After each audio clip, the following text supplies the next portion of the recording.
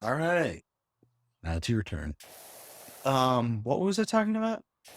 You got to introduce them back. Oh, right. Sorry. It's a new episode. Welcome back to the second episode of Incompetent Ones Play Power Wash Simulator. Oh, yeah. Actually, you're Oh, it's my turn. playing today. I've never actually played this today. game. You had this one. That's just a little bit wider. Obviously, the wider, the lesser PSI you'll have. Right. What was that? And left trigger to switch. Yeah, there you go. Very simple game. I think if you hold Y, you get to bring up the menu. Oh, yeah. Cool. Yeah. Really cool. Just go at it, man.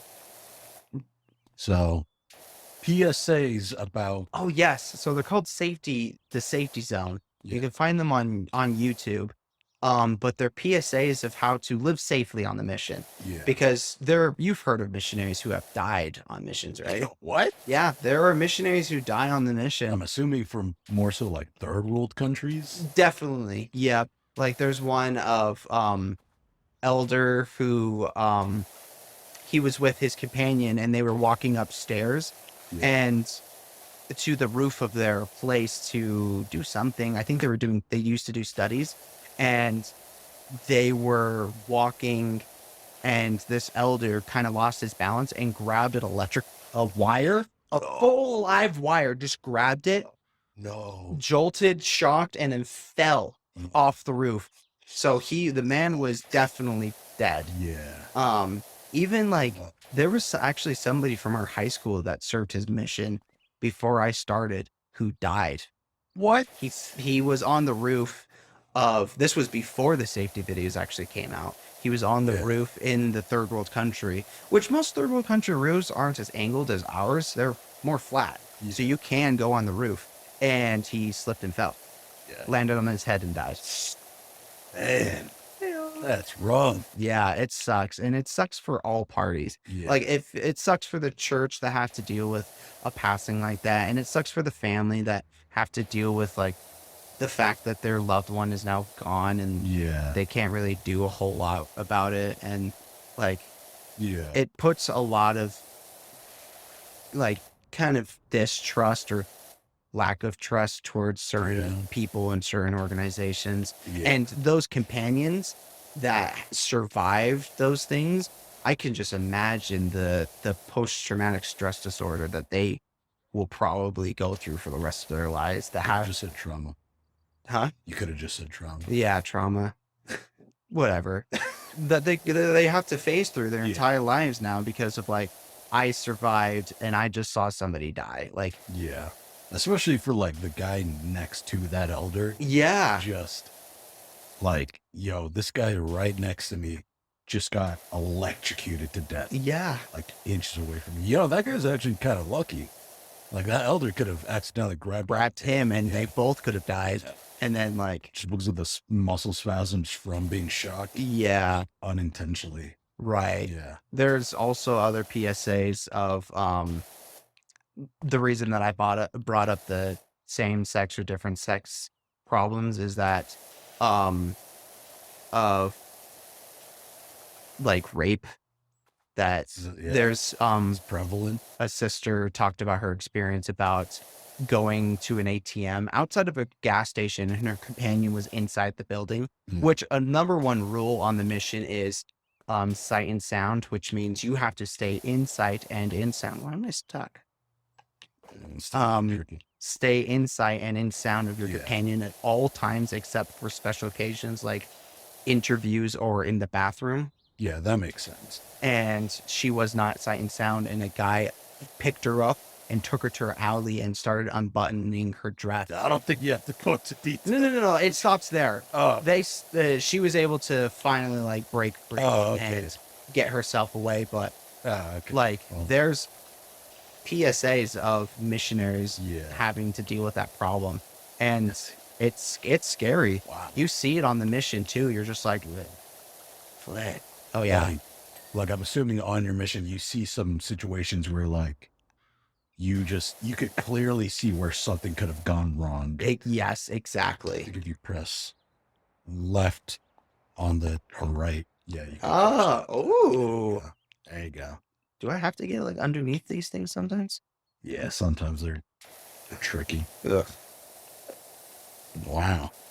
That's crazy though. Yeah, it's kind of crazy. I'm trying to think if nothing really bad experience like that happened on my mission. Yeah. But since missions have actually been a lot safer because of it, and because of like emotional awareness as well. Yeah. Like the church is fully acknowledging like depression is a real thing, and that like if you're having depressive problems and can't get out of bed, that it's perfectly normal, especially being in a, like for me, for example, when I was in Texas, I started my mission in the heart of Dallas. Wow. And when I say that my hometown is the population of 3,000, and I grew up on a farm, and now I'm in the ninth largest city in America. Yeah. It was crazy to me. Yeah. And It's a shock. It was a very big shock. And there were times where I just couldn't function. Yeah. And even when I got more comfortable with the mission and I was in areas like Plano, and Prosper, Texas, shout out to those places that the 50 subscribers that we have could go and visit those places. Imagine somebody actually like, I'm from Prosper or something like that. That it was difficult and it was hard. I remember being a challenge to some of my companions because of the fact that like they're just so not used to. Yeah, and me just not functioning properly, that they kind of had to babysit me. Wow. Because of the fact that I wasn't like in a complete utter rut, but I was in the fact of like I would go outside and be with my companion so we could quote unquote work, but like they would do most of the work. Wow. And I would just like sit back and just be like, yeah, I agree with these things. Lag behind them. Pretty much. Exactly. So, yeah. Wow. But the mission is a great experience. I would never take back the 2 years that I was on my mission. Never in a heartbeat. If you asked me if I regretted my mission, I'd say no. In the full 2 years. Regret your mission? No. Right. Like the full 2 years of the experience? No. Were there some regrettable decisions like that one that I just mentioned? Yeah, of course. Everybody's going to have regrettable decisions. Yeah. But like the full 2 years while I was on my mission was the greatest experience of my life. Wow. It was amazing.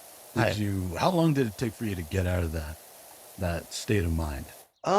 It took about, there were some ups and downs where it was like, oh, wrong button. I meant to press that one. Where it was like, in this month, I felt great. I felt on top of the world. I was doing everything. Yeah. And then there was another month where it's just like, I'm dead inside. I don't want to do anything. Yeah. I don't like my companion. I don't like anything. Wow. But, I just forgot what question you asked. What? How'd you forget? I do that. How you got out of your depressive state? Oh, there we go. I really forgot to. I think a lot of it has to do with just the fact of like knowing or trying to remember why I went on my mission. Yeah. And the reason that I went on my mission was because I wanted to tell people about the great love of Jesus Christ. Yeah. Nice. Did you expect that? Did you expect that, audience, that we'd start talking about Jesus all of a sudden? I bet you didn't. They probably did.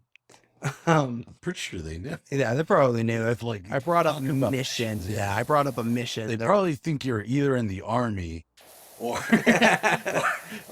you're LDS. Yes, I am LDS, full blown. In other words, what other people refer to as Mormons. Yes, Mormons. Although you guys are trying to stay away from that. We are, yes. The summarized version of what the leaders of the church are saying is like, we're not the Church of Mormon, we're the Church of Jesus Christ. And like, that's our whole spiel on the mission. That's like something that we try to testify of, like, we're not just a church, we're the church. We're the church of Jesus Christ. Like, we believe there's a prophet on the earth, and that this church is the restored church of Jesus Christ from the New Testament, with like 12 apostles and a council of 70 and yada, yada, yada, priesthood, authority, everything like that. Do they do anything nowadays? The church? Like the apostles? Or like, do you have new apostles these days? Yeah, I don't know of any other large scale churches that have apostles. Yeah. But the apostles of the church, depending on which year you study about the church has been around since 1830. Yeah. And the roles of the apostles has changed throughout the years.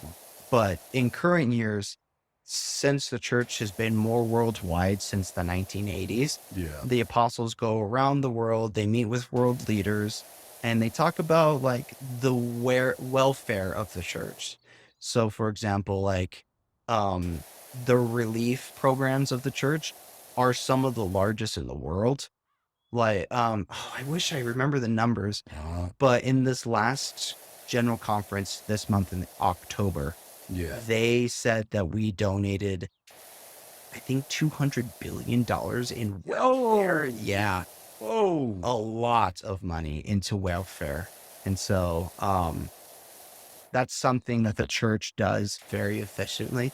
Yeah. And even since this is a funny story that I hope I can tell before the video ends. 2 minutes. 1945, after Germany, Japan, and Italy surrender, World War II is over, the president of the church, George Albert Smith was his name, made a call to all the saints around the world to start getting food and not money, but like things that the Germans will need to repair themselves after the destruction of Germany from World War II. And President Truman, so President Smith went up to President Truman and was just like, hey, we want permission from you to give this to the Germans. We have 46 train cars of food and welfare items for the Germans. And Truman was just like, they don't have any money. Well, we don't want their money. We want to give it to them. Yeah, and we're not trying to take their money. We're trying to help them. And Truman was still confused. He's just like, well, what are they going to do with it? And President Smith was just like, whatever they want. We're just trying to help. And Truman was like, okay, sure, whatever, go for it. So the church does that very, very well. And I saw that on the mission as well, of individuals who would, oh yeah, we should probably stop. No, I didn't say anything because I wanted you to trail off and finish your sentence. Oh, okay. I don't want you to just cut off. I'll finish it in the next video. How about that? Episode 3. All right, so episode 2, heavy talking here. Hope you guys had a good time. Just putting these videos on in the background, having a good time. And I hope you guys I hope you guys enjoyed the video. Like and subscribe. All right. You don't have to say no. Goodbye.